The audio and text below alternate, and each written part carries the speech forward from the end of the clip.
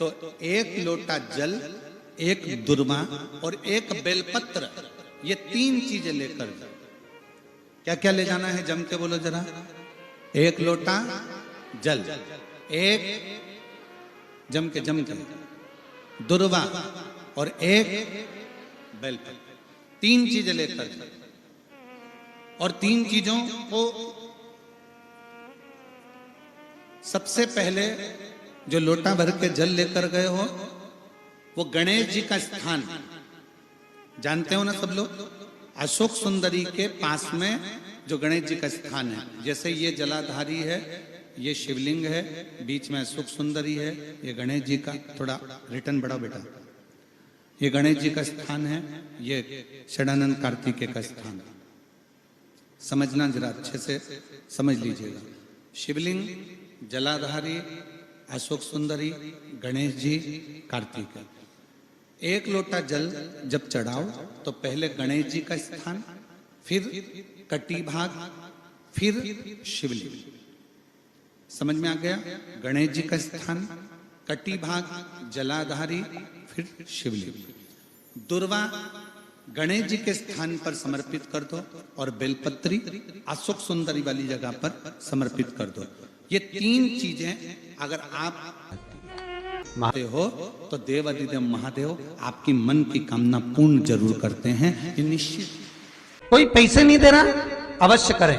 कोई धन नहीं लौटा रहा, अवश्य करें। कहीं किसी कंपनी में आपका पैसा उलझ गया है, नहीं मिल रहा है, अवश्य करें, मिलेगा फल।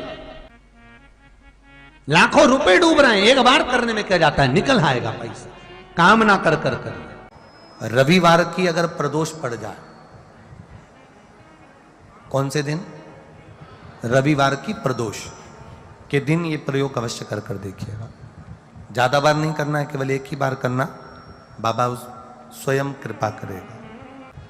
अगर आपको लगे कि मैंने व्यापार बदल लिया, एक बार बदला, कई लोग ऐसे भी होते हैं जो पैसा इकट्ठा करते हैं, धन एकत्रित करते हैं, और कोई व्यापार ऐसा कर लेते हैं जिस व्यापार में धन चले जाता है तो वो धन वापिस नहीं आता महाराज, वो व्यापार का धन वापिस नहीं आ पाता। तो बड़े दुखी होता है कि भाई मेरा गया हुआ पैसा नहीं आ रहा, मैं बड़ा कष्ट में हूं, मेरा खुद का ही आ जाए ना तो मैं निहाल हो जाऊं, मेरा अपना ही नहीं आ रहा जो गया हुआ है, तो मैं क्या वर्णन करूं, उसको क्या कहूं। व्यापार बदल कर देख लिए, धन भी हमारा कहीं डूब गया, आ नहीं रहा है, तो प्रयास करना। 3 स्थान पर चढ़ाई गई बेलपत्र हमें सुख का अनुभव करा देती, बहुत ध्यान लगाइएगा। पहला, अशोक सुंदरी की जगह।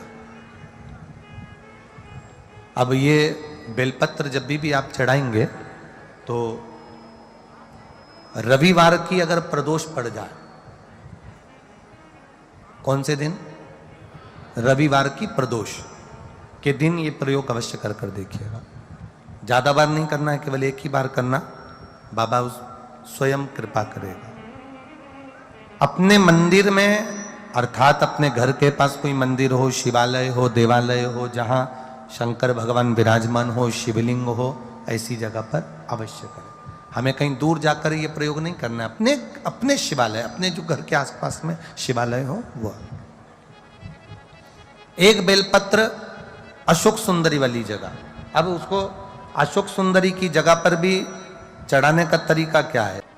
जब हम बेलपत्र चढ़ाएंगे तो उस बेलपत्र को चढ़ाते समय आपकी जो बेलपत्र की डंडी है, वो बेलपत्र, रविवार प्रदोष के दिन का ये उपाय है महाराज। ये बेलपत्र की जो डंडी है, इस डंडी का भाग शिवलिंग की ओर होना चाहिए। ये जो डंडी है, इसका भाग अशोक सुंदरी पर जब चढ़ाएंगे तो शिवलिंग की ओर इसका भाग होगा महाराज। दूसरी, बेलपत्र को जब हम समर्पित करेंगे, जया, विषहरा, शामरीवारी, दौतली, देव। मान लो जलाधारी ऊपर नहीं है शंकर जी के, तो उसका स्मरण कर कर 5 कन्याओं का नाम लेकर, जया, विषहरा, शामलीवारी, दौतली, देव, इनका स्मरण कर कर शंकर भगवान के शिवलिंग पर बेलपत्र रखेंगे। बेलपत्र कहां रखना है? आप अगर यहां बैठे हो तो आपके विपरीत में डंडी का मुख होना चाहिए। ये बेलपत्र की जो डंडी है, इसका मुख आपके विपरीत में हो। आप यहां बैठे हो तो डंडी उधर होगी, आप इधर बैठे हो तो डंडी का मुख इधर होगा, आप उधर बैठे हो तो डंडी का मुख इधर होगा, आपके ठीक विपरीत की ओर डंडी का मुख हो। ये दो जगह बेलपत्र समर्पित करने के बाद तृतीय बेलपत्र शिवलिंग की जो जलाधारी है, जहां पर भगवान शंकर का शिवलिंग रखा है, वहां स्पर्श कराकर, केवल छुआना है, स्पर्श कराकर बेलपत्री के पेड़ के नीचे ही कोई कंकर हो, कोई शंकर हो या कोई मिट्टी का ढेला हो, नी हो, तो वहीं मिट्टी को थोड़ी सी ऊंची कर कर एक बेलपत्र बैठकर इस बेलपत्री की डंडी जड़ की ओर, मतलब जो वृक्ष होता है उस ओर इस डंडी का मुख होना चाहिए। ये 3 रविवार के प्रदोष के दिन शंकर भगवान पर चढ़ाई गई बेलपत्र से हमारा गया हुआ धन भी पुनः आने का रहता है, और हमारा जो व्यापार बार बार बंद हो रहा है, शिव की कृपा से एक बार चालू तो चालू हो ही जाता है। दुनिया में जाकर बोलिया है, जगह जगह जाकर प्रार्थना कर ली, निवेदन कर लिया, तो भी तुम्हारा अगर कोई काम ना बने तब एक काम जरूर करना, एक बेलपत्र, एक शमी पत्र, एक कनेर का फूल देवाधिदेव महादेव को प्रत्येक प्रदोष के दिन शिवजी को जल चढ़ाकर समर्पित करना प्रारंभ कर दो। 2 या 3 प्रदोष निकलेगी, मेरा देवाधिदेव महादेव तुम्हारी झोली खुश। देखिए, अगर प्रदोष का व्रत नहीं कर सकते, प्रदोष के दिन आप व्रत नहीं कर सकते, मान लो आपसे भूखा नहीं रहा जाए, प्रदोष का व्रत नहीं कर सकते, प्रदोष के दिन आप भूखे नहीं रह सकते, मंदिर भी नहीं जा सकते, दिया भी नहीं लगा सकते, तो शिव महापुराण की कथा कहती है कि प्रदोष के दिन, प्रदोष काल में अपने ही दरवाजे के पास में देवाधिदेव महादेव का स्मरण कर कर लक्ष्मी की वृद्धि के लिए, कार्य सिद्धि के लिए, संपदा को प्राप्त करने के लिए आप अपने ही दरवाजे के पास में एक दीप लगा सकते हो। कौन से दिन? प्रदोष के। एक बात और अच्छे से समझ लीजिए, जो बच्चे चिड़चिड़े होते हैं, चाहे घर में बेटे हों, बहुएं हों, सास हो, ससुर हो, परिवार में छोटे छोटे बच्चे हों, चिड़चिड़ प्रवृत्ति करते हों या चिड़चिड़ा स्वभाव हो, जरा जरा सी बात में क्रोध आ जाता हो, बोलने का भान नहीं रह पाता हो, शब्दों के बाण चलते हों, तो महाराज प्रदोष के दिन, प्रदोष काल में बेलपत्री के पेड़ के नीचे एक, जो पत्ता आपके पास में हो, पान का मिल जाए तो पान का, पीपल का मिल जाए तो पीपल का, बेलपत्र का मिल जाए तो बेलपत्र का, उस पत्ते पर मात्र थोड़ा सा शहद और 7 दाने चावल के रखकर घी का दिया लगा दो महाराज, और थोड़ा सा जल हाथ की अंजलि में लेकर भगवान देवाधिदेव महादेव का स्मरण कर कर कि इस बेलपत्री के वृक्ष के नीचे माता लक्ष्मी, पार्वती, सरस्वती विराजमान है। इसी बेलपत्री के पेड़ के नीचे मेरे देवाधिदेव महादेव का 12 ज्योतिर्लिंग का स्वरूप प्रकट है। उनका स्मरण कर कर जल चढ़ा दीजिए, और उसका स्मरण कर लो जो चिड़चिड़ प्रवृत्ति करता हो, क्रोध करता हो, जिसको बोलने का भान नहीं होता हो, सम्मान नहीं देता हो, अपशब्द कहते हो, उनका स्मरण कर कर आप छोड़ेंगे। एकदम एक प्रदोष करेंगे, दूसरे प्रदोष तक तो आपको कोई दिक्कत ही नहीं होगी। 2-3 प्रदोष कर कर देखिए, बाबा कृपा करें। बच्चों को पढ़ने का कह रहे हो, पढ़ने बैठो, पढ़ने बैठो, पढ़ने बैठो, पढ़ने बैठो, तो एक आध प्रयास बच्चों के लिए भी कर लिया करो कि भाई ठीक है, बच्चे लोग विद्या में प्रबल होंगे।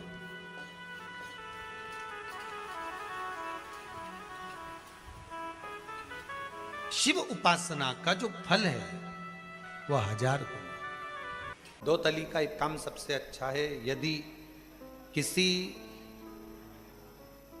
लड़का लड़की ने आपस में विचार कर लिया कि तलाक हो रहा है और लड़की ने या लड़के में से किसी एक ने विचार कर लिया कि मुझे तलाक नहीं लेना है, मुझे तो इसी वर के साथ में या इसी कन्या के साथ में रहना है, और अगर 2 बेलपत्र, 2 दुर्वा, 2 कनेर के पुष्प हाथ में लेकर 1 लोटा जल शिव जी को समर्पित कर कर अगर 2 तली का नाम लेकर ये एक साथ शिवलिंग पर चढ़ा दिए जाएं, तो वो प्रदोष के दिन अगर इसको चढ़ाया गया है तो लड़का लड़की का तलाक नहीं होता, आपस में प्रेम बनना प्रारंभ हो जाता है।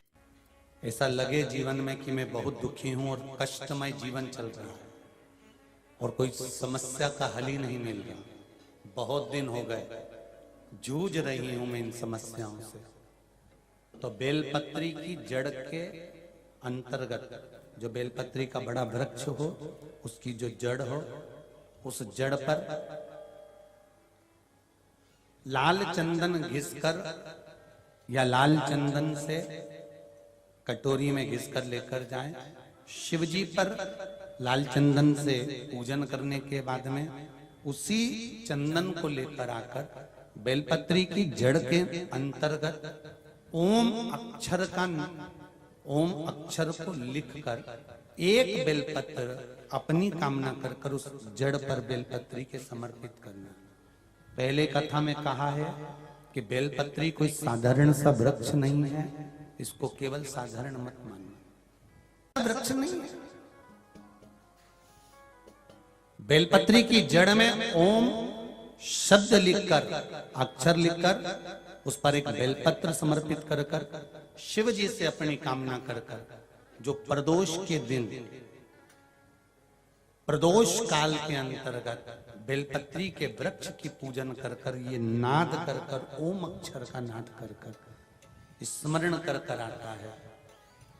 ज्यादा से ज्यादा कहेंगे तो 4 दिन 5 दिन में या 6 दिन में मेरा देव अधिदेव महादेव जो समस्या और टेंशन जिंदगी में चल रहा होता है उससे थोड़ा बहुत तो निजात मेरा देव अधिदेव महादेव उसी समय करना प्रारंभ कर देता है। शिव कृपा होने लगती, पर चंदन लगा होना चाहिए शिवलिंग पर। पहले शिवलिंग पे चंदन लगाना है, उसके बाद लेकर जाना। कौन से दिन? जम के बोलो जरा। प्रदोष समय, प्रदोष काल।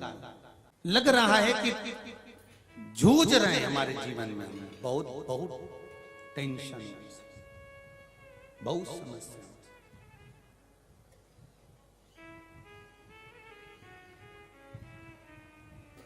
तब ओम अक्षर का नाद मूल होना चाहिए। आप में से कितने लोग शिव मंदिर जाते हैं? सभी लोग जाते हैं ना। तो शंकर जी के मंदिर जाते हैं तो आप जब वापिस लौट कर आते हैं तो नंदी के कान में, जब हम नंदी से कुछ कहते हैं, आप लोग जब वापिस लौट कर आते होंगे तो नंदी से कहकर आते होंगे ना कुछ ना। तो जब हम नंदी से कुछ कहकर आते हैं, आपने देखा होगा कई लोग नंदी के कान में कुछ कहते हैं, फिर नंदी का जो सींग होता है उस सींग के बीच में से शिवलिंग का दर्शन करते हैं। तो नंदी को जब कोई बात कही जाती है, नंदी से जब कुछ कहा जाता है कि हमारी बात शिवजी तक पहुंचाना, तो उसमें सबसे पहला अगर नाद करा जाता है नंदी के कानों में तो ओम का नाद करा जाता है। आप सीधे जाकर अगर कहेंगे नंदी को कि हमारी ये बात है, आप वहां तक पहुंचा देना, तो नंदी उस बात को कहे चाहे नहीं कहे, पर जब आप नंदी के कान में ओम कहने के बाद में अपने हृदय की बात कहते हैं, तो जैसे एक पत्र आपने भेजा और पत्र को तुमने लिफाफे के अंदर रख दिया, रखने के बाद में तुमने एड्रेस भी लिख दिया, समझ लेना बहुत अच्छे से। एड्रेस लिखने के बाद में तुमने अपना मोबाइल नंबर भी लिख दिया, सब कुछ कंप्लीट कर दिया। अब इस लिफाफे को तुमको भोपाल भेजना है सागर से, और तुमने ले जाकर इस लिफाफे को डाकघर के डब्बे में डाल दिया।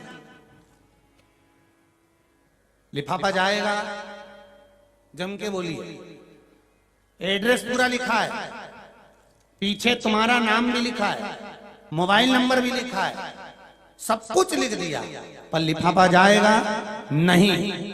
क्यों नहीं जाएगा? क्योंकि उस पे टिकट चिपका नहीं है। 15 पैसे का, 10 पैसे का, 25 पैसे का, या 1 रुपए का, या 2 रुपए का, उस पे अगर कोई टिकट चिपका होता, फिर आप उसको डालते तो जाता कि नहीं जाता? चले जाता। ये ओम सनातन धर्म के अंतर्गत जितने भी मंत्र होते हैं, जितने ब्राह्मण मंत्र का उच्चारण करते हैं, जितने ब्राह्मण मंत्र पढ़ते हैं और मंत्र का उच्चारण करते हैं, उसमें ओम का नाद क्यों करते हैं? क्योंकि ये हमारे श्लोकों को, हमारे शब्दों को, हमारे दिल की बात को टिकट का काम कर कर परमात्मा तक पहुंचा देता है। ये ओम अक्षर, ओम शब्द, ओम नाद वहां तक पहुंचा। कभी बेलपत्र देखना, जब बेलपत्र आप समर्पित करते हैं तो ऊपर वाली जो पत्ती होती है उस पे ओम लिखते हो। कई किसी को लिखते हुए देखा होगा, चंदन से, पीले चंदन से, लाल चंदन से। सबसे मूल 3 पत्तियों में बीच वाली जो पत्ती उस पे ओम लिख दिया, फिर इधर वाली में लिख दिया नमः, इधर वाले में लिख दिया शिवाय। कभी आपने देखा कि इधर वाली पत्ती में ओम लिखा हो, इधर में नमः लिख दिया हो, इधर में शिवाय लिख दिया हो? नहीं, लिखने वाला लिखेगा, क्योंकि जो विद्वान होता है, चतुर होता है, जिसमें विद्वत्ता होती है, वो सबसे ऊपर वाली पत्ती में ही ओम लिखेगा, क्योंकि उसको मालूम है ये ब्रह्मा है, ये विष्णु है और ऊपर शिव है। इन दोनों का समावेश ओम में है, इसलिए वो सबसे पहली पत्ती में ओम ही लिखता है। दुनिया का कितना भी दरिद्र व्यक्ति हो, चाहे दुनिया का कोई व्यक्ति ऐसा हो जिसका कभी व्यापार चलता ही नहीं हो, उसने 50 बार बदल के देख लिया, फैक्ट्री चली नहीं रही, जिस काम को करने के लिए जाते हैं वो काम टल जाता है, आज की जगह कल, कल की जगह परसों, परसों की जगह नरसों, काम होता ही नहीं। बेटा बेटी का संबंध करने जा रहे हैं पर हो ही नहीं रहा।